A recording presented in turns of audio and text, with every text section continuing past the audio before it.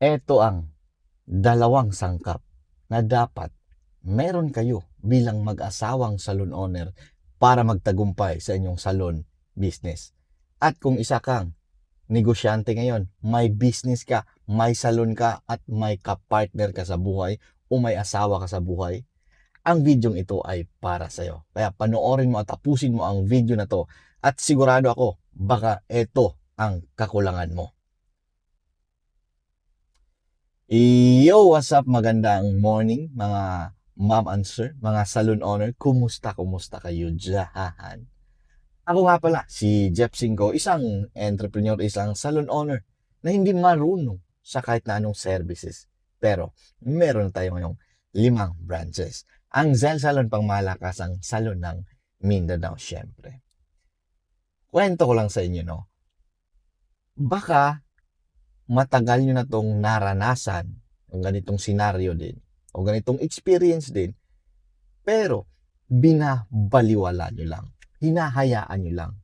Baka etong dalawang to ang dahilan kaya hindi kayo makakausad sa buhay bilang negosyante or bilang mag-asawa.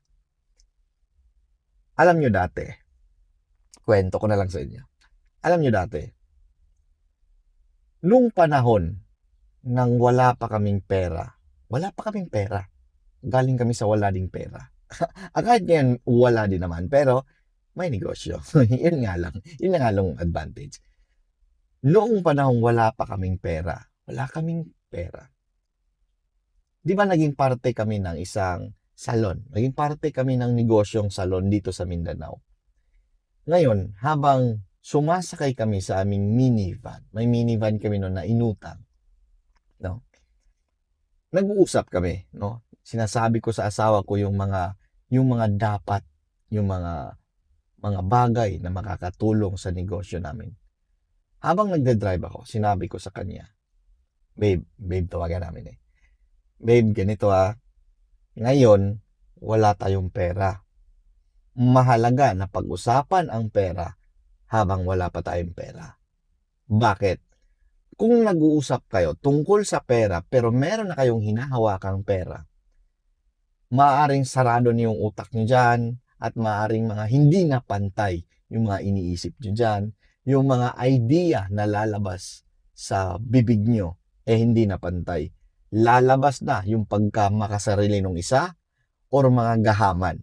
Maraming nangyaring ganyan, no? So habang nagda-drive ako, pinag-uusapan na namin to. Sinabi ko sa kanya na napakahalaga na etong sangkap na to, eto ang unang sangkap. Para makausad tayo sa buhay, hindi tayo mahihirapang umangat. Unang sangkap, no? Kailangan tiwala. Tiwala, no? Parang madali lang siyang sabihin, pero sa totoo lang, hindi to madaling gawin. Na meron kang tiwala sa kapartner mo o sa asawa mo. Bakit napakahalaga nito?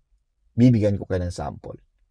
Sa business namin, sa salon namin, no, etong Zel Salon, wala ako sa loob. Naalala nyo ba ng vlog ko kahapon na 3 picnic para magtagumpay? Karugtong to. Ngayon, wala ako sa loob ng salon. Hindi ako nag-handle ng operation. So, nandun ako sa finance, nandun ako sa parte ng marketing at ng sales. Ngayon, dapat may tiwala kayo sa bawat isa. Sa partner mo, ikaw, o sa asawa mo, or kung sino man ang may hawak ng pera. So, ganito ko siya titingnan. Ako yung may hawak ng pera dito sa business namin. Kasi yung asawa ko, busy sa operation. Ngayon, ako yung mag-handle. Para walang duda yung asawa ko, kailangan nakalatag kung magkano yung total cash on hand. Magkano yung perang binulsa ko? Magkano yung perang hawak ko? Magkano yung buong kaperahan ng negosyo? No? Meron kaming 3 business account, no, sa bangko. So, lagi kong pinapakita sa kanya na ito yung gastos natin, dito tayo gumastos, eto yung benta natin, eto yung natitira, at eto yung utang natin. Bakit importante? Bakit? Kasi kailangan bukas kayo sa isa't isa. At dahil nga may mga pamilya na kami, no, may mga magulang, siya din naman ay may magulang. Ganito ko naman siya titingnan. Hindi pwede na merong mas mataas o merong mas angat sa amin, 'di ba? 'Di ba tayo naman may mga kamag-anak, may pamilya, 'di ba? Ewan ko sa iyo. May pamilya. Ngayon, kadalasang mangyayari niyan, kung sino lang yung may hawak ng pera, yung pamilya niya lang yung nabibiyayaan. Naku, mali yan. Mali yan. Mga hindi dapat gawin yan. Kasi, dapat, una, di ba, teamwork. Ay, hindi. Tatlo pala yun. Teamwork, core gift, at yung isa is nandun sa kabilang parte, sa everything else. So, teamwork at goal.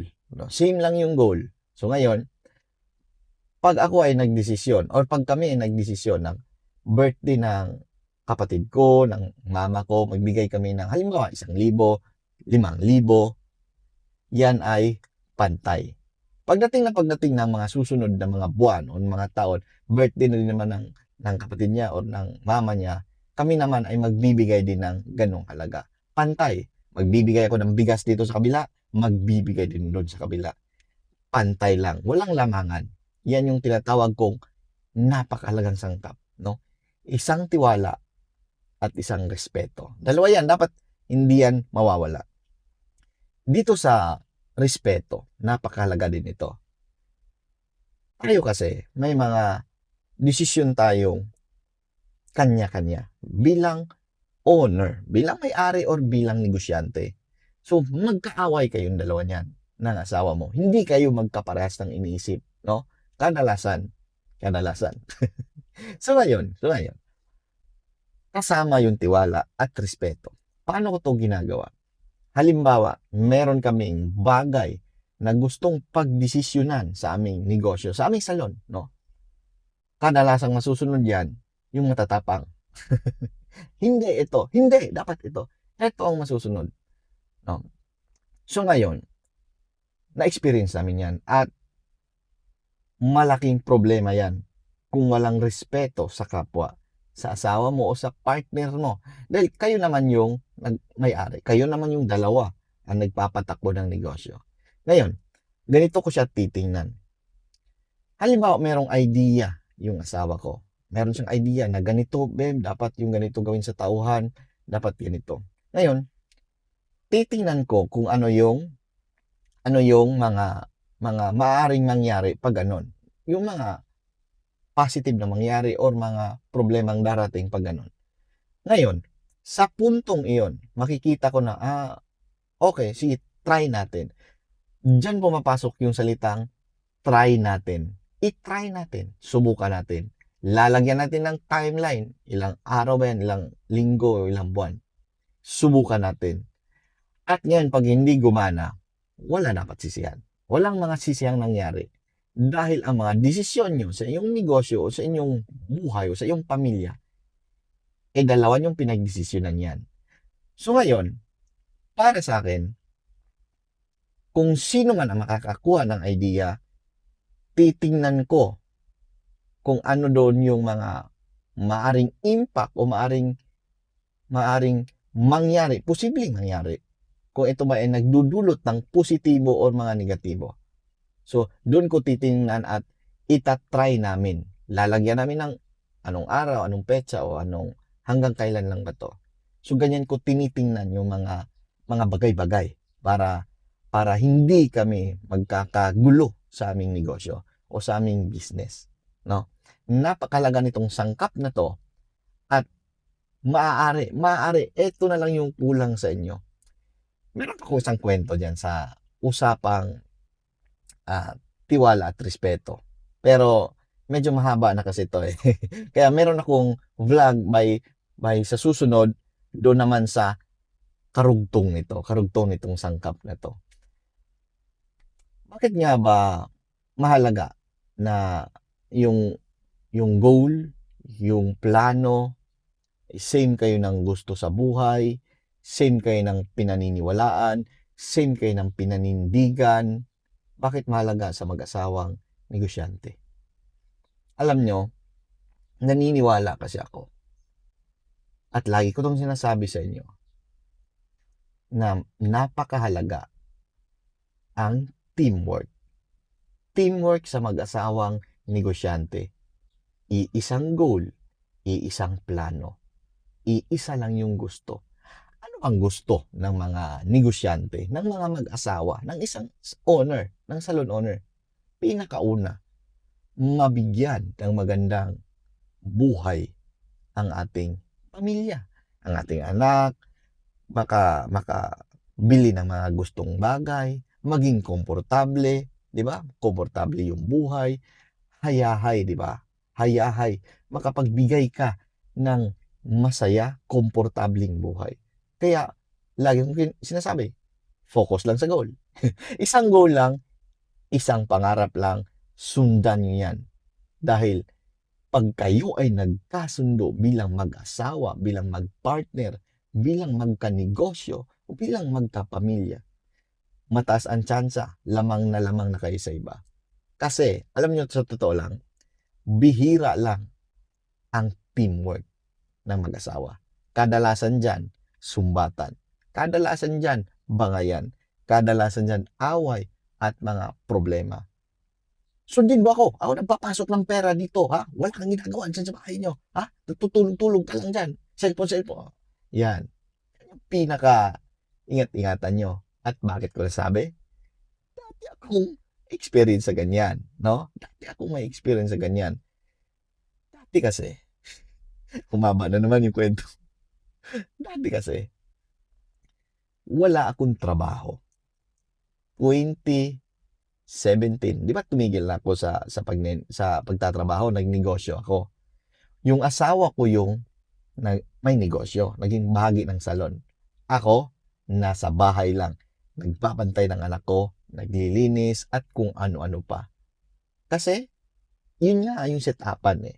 Yun yung set-upan. Isa yung, basta, napakahaba niyan. Tumagal tuloy yung vlog ko. sa ibang vlog na naman yan. At mga salon owner, no, huwag nyo tong kalilimutan. No, ulitin ko, kung gusto nyo magtagumpay bilang mag-asawa, merong isang goal, isang plano, at teamwork. So, yan lang, magandang araw, no, at sana marami kayong natutunan. At syempre naman, follow nyo rin ako, Jeff Cinco, at i-share ko pa yung ibang tekniko, no, sa mundo ng pagnenegosyo ng salon at sa buhay namin bilang mag-asawa. Dahil hindi tayo magkalaban. Hindi tayo magkalaban, mga salon owner. Kahit magkaparehas tayo ng business, hindi tayo magkalaban. Magkaiba yung mga customer natin at tanda nyo, napakadaming tao sa mundo. Hindi lang sa Pilipinas, magbabranch tayo sa ibang bansa. Yan yung mga exciting part, no? At eto, share nyo na rin to sa mga kakilala nyo may ganitong business or mga mag-asawang gustong magpalaki ng kanilang negosyo. Bilang mag-partner, hindi magkalaban. So, yan lang. Like and follow nyo rin at share nyo na rin to. At nga pala, huwag nating kalimutan, stay positive at mag-isip bilang positibong tao. Hanapin nyo lahat ng mga positibong bagay na nangyari sa iyong negosyo at sa inyong buhay. At yan lang, magandang morning, trabaho tayo. Galingan natin.